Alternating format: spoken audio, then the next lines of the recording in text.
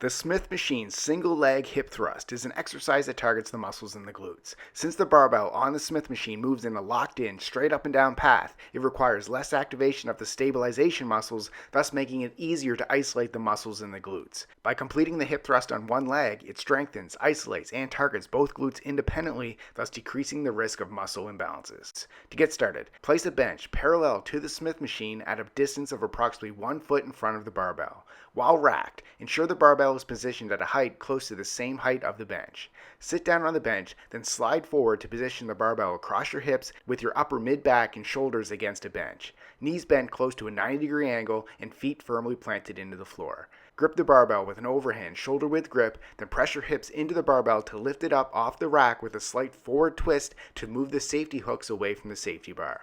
With your core contracted, raise one bent knee up towards your chest. Under control, slowly lower your glutes towards the ground as you balance on one leg. Without touching the ground while keeping the entire foot planted into the floor, focus on pressing through the heel of your foot to raise and extend your hips to create a straight line from your planted knee to your shoulders, while keeping the other knee bent and elevated.